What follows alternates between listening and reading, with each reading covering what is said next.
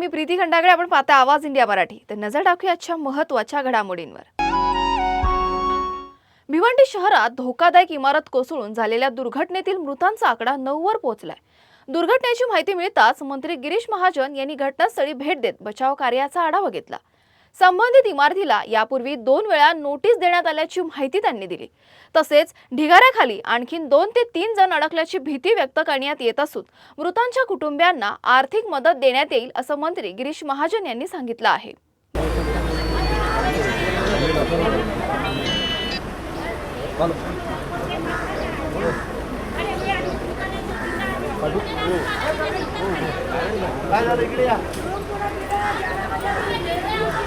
तर्फे यांना दिली गेलेली होती. 2 वेळा त्यांना बिल्डिंग खाली करा, धोकादायक आहे म्हणून सांगण्यात आलेलं होतं. पण रात्री काल ज्यावेळेला बिल्डिंग कोसळली, इमारत कोसळली, त्यावेळेला या ठिकाणी दुरुस्तीचं कामही सुरू होतं आणि ते रात्री सुरू होतं. या ठिकाणी सगळे कॉलम आपण बघतात ते सगळे आसारे दिसत आहेत, खराब झालेले आहेत आणि त्यांना रिपेअर करण्याचं काम कोण कॉन्ट्रॅक्टर असेल, ठेकेदार असेल, तो या ठिकाणी करत होता. परंतु हे करत असतानाच ही इमारत अचानकपणे कोसळली. पण नशिबाने खरं म्हणजे याच्यामध्ये जवळपास 30 परिवार राहत होते, कुटुंब राहत होते आणि त्यांना सर्वांना बाहेर काढण्यात आलेलं होतं. तरीसुद्धा 12-14 कामगार असतील, एखादं कुटुंब त्या ठिकाणी या अपघातामध्ये सापडलं आणि जवळपास 9 जणांचा दुर्दैवी मृत्यू या ठिकाणी झालेला आहे. अजूनही शोधकार्य सुरू आहे. सगळ्यांच्या सांगण्यानुसार अजून 3-4 जण खाली असतील अशी भीती वर्तवली जाते आहे. या ठिकाणी NDRFची टीम तात्काळ या ठिकाणी आली. ठाण्याची कॉर्पोरेशनची डिझास्टरची टीम आहे, तीसुद्धा या ठिकाणी आली. जिल्हाधिकारी या ठिकाणी आहेत, या ठिकाणी कमिशनर आहेत, सगळे लोकप्रतिनिधी या ठिकाणी आहेत, सर्वजण या ठिकाणी आहेत. मंत्रालयाच्या कॅन्टीनमध्ये स्वच्छतेच्या मुद्द्यावर मुंबई उच्च न्यायालयाने नाराजी व्यक्त केली आहे. FDAने मंत्रालयाच्या कॅन्टीनमध्ये कोणताही कीटक आढळला नसल्याचा दावा केला होता.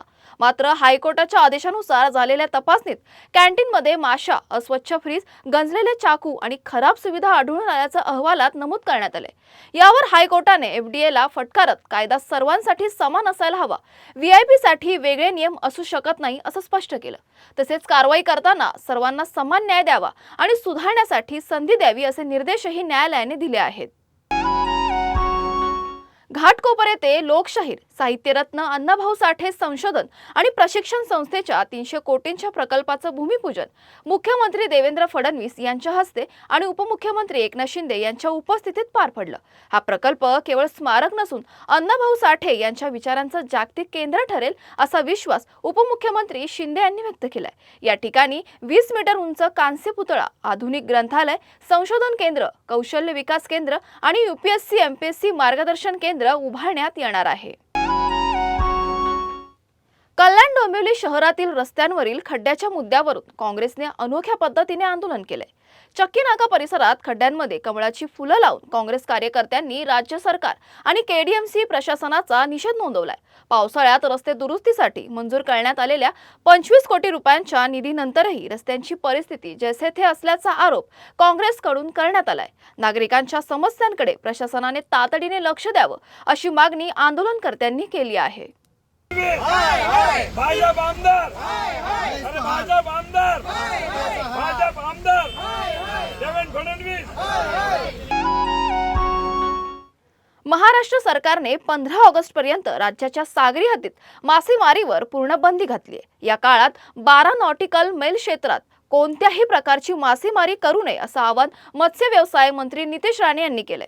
मासेमारी बंदीच्या काळात सागरी जीवांचं प्रजनन योग्य पद्धतीने होऊन पुढील काळात मत्स्य उत्पादन वाढण्यास मदत होणार असल्याचं मंत्री राणे यांनी सांगितलं. नियमांचं उल्लंघन होऊ नये यासाठी मत्स्य विभागाचे अधिकारी सतर्क असून बंदी काळात डिझेल पास किंवा कुपनासारखी कोणतीही सुविधा दिली जाणार नसल्याचंही स्पष्ट करण्यात आलं आहे. महाराष्ट्र सरकारने 15 ऑगस्टपर्यंत मासेमारीवर बंदी घातलेली आहे. म्हणजे 12 नॉटिकल माइल्सपर्यंत जी राज्याची हद्द आहे तिचे कुठल्याही प्रकारची मासेमारीला परवानगी नाही. महाराष्ट्राचं मत्स्य मंत्रालय म्हणून आमचे अधिकारी पूर्ण पद्धतीने सज्ज आहेत, सतर्क आहेत की कोणीही राज्याच्या हद्दीमध्ये जाऊन मासेमारी करता कामा नये. कोणाला कुठल्याच प्रकारचं सहकार्य म्हणजे कुपन असेल, पास असो, डिझेल असो, कोणाला कुठल्याच प्रकारचं सहकार्य या कालावधीमध्ये महाराष्ट्र सरकारच्या मत्स्य खात्याच्या वतीने मिळणार नाही. प्रत्येकाला माझी एवढीच विनंती आहे की येणाऱ्या 15 ऑगस्टपर्यंत ही बंदी प्रत्येकाने प्रामाणिक पद्धतीने पाळावी. नाशिक शहरातील रस्त्यांवरील खड्ड्याच्या मुद्द्यावरून महाराष्ट्र नवनिर्माण सेनेने आक्रमक भूमिका घेतली. खड्ड्यांमुळे गेल्या 4 महिन्यात 5 जणांचा मृत्यू झाल्याचा आरोप करत मनसे कार्यकर्त्यांनी नाशिक महानगरपालिका आयुक्तांच्या केबिन बाहेर आंदोलन केलं. शहरातील रस्त्यांची तातडीने दुरुस्ती करून नागरिकांना सुरक्षित प्रवासाची सुविधा द्यावी अशी मागणी यावेळी मनसेकडून करण्यात आली आहे.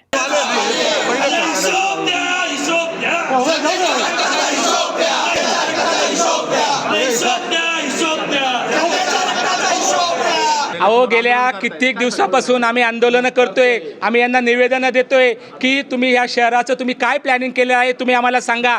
ज्यावेळेस 2012 ते 2017 या कालखंडामध्ये कुंभमेळा झाला त्यावेळेस आम्ही संपूर्ण शहर अतिशय सुंदर आणि चकाचक करून टाकलेलं होतं. एकही माणसाचा मृत्यू गेलेला नव्हता. परंतु आज म्हणजे महानगरपालिकेपासून तर वरपर्यंत केंद्रापर्यंत यांची सत्ता आहे. यांची सत्ता का माणसं मारण्यासाठी आहे का?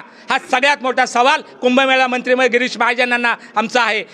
जर कुठल्या पद्धतीचं तुमचं नियोजन नाही, आज संपूर्ण शहर तुम्ही खड्डेमय करून टाकलेलं आहे. 6 महिन्यापासून आम्ही तुम्हाला निवेदनं देतोय, आंदोलनं करतोय, मोर्चा काढतोय, तुम्ही आम्हाला गृहीत धरत नाही. अहो, तुमच्यामुळं 5 जण मृत्युमुखी पडलेले आहे. त्या फॅमिलीवरती, त्या परिवाराचं काय आहे अलग लक्षात? तुम्ही त्यांना भरपाई देऊन तुमचा माणूस परत येणार आहे का?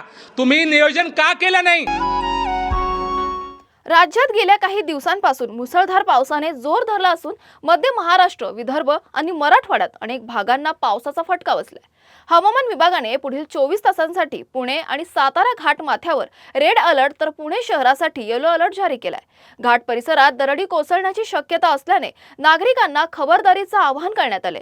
धुळे जिल्ह्यातही अतिवृष्टीचा इशारा देण्यात आला असून मुसळधार पावसामुळे सखल भागात पाणी साचलंय. अनेर आणि अक्कलपाडा धरणातून पाण्याचा विसर्ग सुरू करण्यात आला असून नदीकाठच्या नागरिकांना सतर्क राहण्याच्या सूचना प्रशासनाकडून देण्यात आल्या आहेत. आज सराफा बाजारात सोन्याच्या दरात किरकोळ वाढ झाली असून चांदीच्या दरात घसरण नोंदवण्यात आली आहे. 24 कॅरेट सोन्याचा भाव 1,44,600 रुपये प्रति 10 ग्रॅम तर 22 कॅरेट सोन्याचा दर 1,32,550 रुपये प्रति 10 ग्रॅम इतका झालाय. दरम्यान चांदीचा भाव सुमारे 2,40,000 रुपये प्रति किलोवर पोहोचलाय.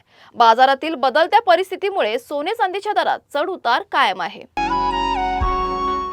अशाच महत्त्वाच्या बातम्या बघण्यासाठी पाहत राहा आवाज इंडिया मराठी, शोध सत्याचा.